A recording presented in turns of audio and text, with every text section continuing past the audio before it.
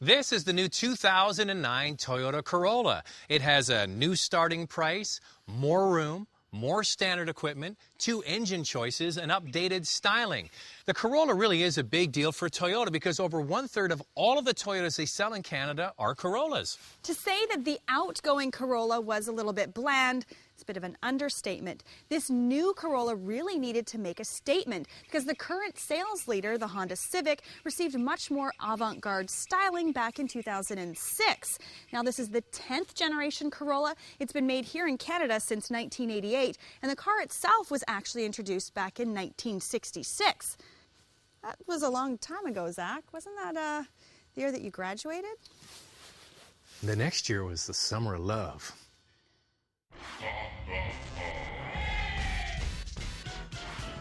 The Corolla we have here today is the top XRS trim level with sportier packaging, including 17-inch wheels, suspension upgrades, and larger engine.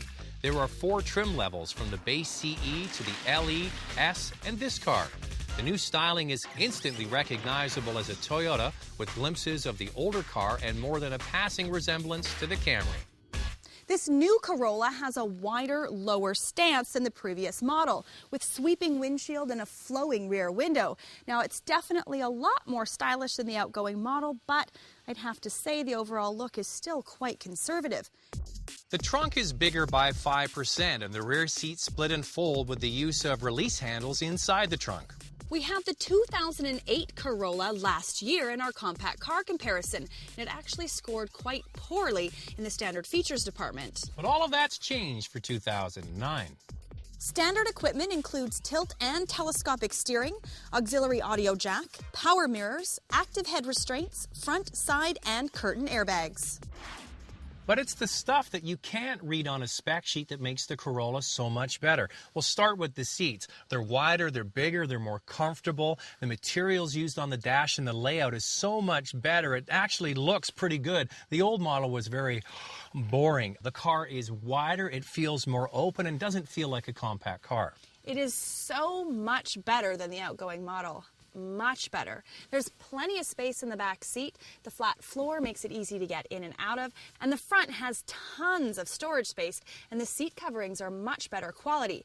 There are 4 trim levels to choose from, so that'd be a lot to list. If you want to have a look at the specs, go to our website and check them out. All but the top-of-the-line model, the XRS, get the all-new 1.8-liter 4-cylinder engine with 132 horsepower and 128 pound-feet of torque. Now, Zach and I had a chance to drive the 1.8-liter Corolla this past winter, and we found it to be more than capable. And I have a feeling that that's going to be the engine of choice for most buyers, especially with the rising fuel costs.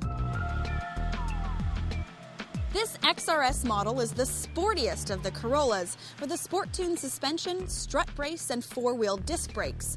The other 3 trim levels get rear drum brakes. The XRS is the only model to get traction and stability control. All Corollas come with ABS.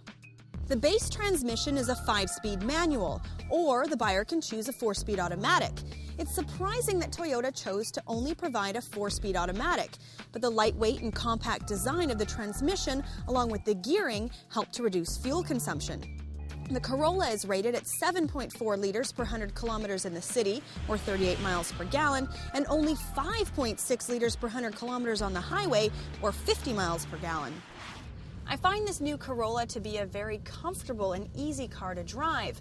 When I compare it to other vehicles such as the Pontiac G5 or the Nissan Sentra, it's definitely got a more quiet interior and a smoother ride. As we mentioned, there are now 2 engine choices available for the Corolla. 3 of the trim levels get the base 1.8 liter that Lacey mentioned, or when you get the XRS, you get the 2.4 liter 4-cylinder engine. It has 26 more horsepower at 158 horsepower and 40 pound-feet more torque, which is definitely appreciated off the line, and it does make a difference for passing on the highway. The engine note is a little bit throatier as well. The unfortunate thing is that it is only available on this one trim level. Toyota has made huge improvements in the feel to the ride, the noise level, and the overall quality of this new 2009. Toyota made the car more rigid, improved the sound deadening material throughout the car, and it worked. One of our biggest complaints of the old car was the engine and road noise. This car is quieter. Toyota wanted the car to feel more upscale. Mission accomplished. The only thing that I'm not crazy about with the Corolla is the new electric power steering. Now, I think for the average driver getting in this car, they won't even know. But for somebody that likes a little bit more of a spirited drive and a bit more connectedness to the road, the electric power steering feels a little bit vague and has a slightly numb feel. I think with the kind of person that's going to be attracted to the Corolla, the light steering feel, the quietness, the new refined ride that it has, I think will really appreciate those benefits. One of the most attractive things about this brand new 2009 Corolla is the starting price. Listen to this, $14,565 is where it starts, and this top-of-the-line XRS Sporty one we have here is just over $21,000, so there is a lot of value. Lacey, what did you think about it? Well, you know what, Zach, there are a lot of things that they've improved on that I really like about the new Corolla. They have an improved standard features list, the seats are comfy, there's tons more space, and they've updated the interior. On the downside, I do like a little bit of a lighter steering feel. However, the Corolla was just a bit too light for me. If you're a driver that wants something that's a little bit more responsive, you're probably going to like the Honda Civic and the Mazda 3. But if you want something that's smoother, the Corolla is probably the way to go. Zach, what do you think? Well, for me, what I like is how much they've updated this car. They made a big jump forward for 2009. The ride is much more sophisticated. It's quieter, it's smoother, it's more comfortable. You touched on those seats. They're wonderful as well. And the starting price is killer at just over $14,000. And the content in this car, all the standard features, you get a lot of value in the Toyota Corolla. Now, I absolutely agree with you about the electric power steering. It's a little bit too vague and doesn't have a lot of feedback to the driver. Now, when you look at this XRS model with the bigger wheels and the spoilers and all the add-ons, it looks pretty sporty. When you take all that off and you get to the base model, Toyota is still fallen into that rather conservative styling. Now, Lacey, I want to tell you about the Summer of Love, 1967, San Francisco. 67. Zach, how old were you then? 2.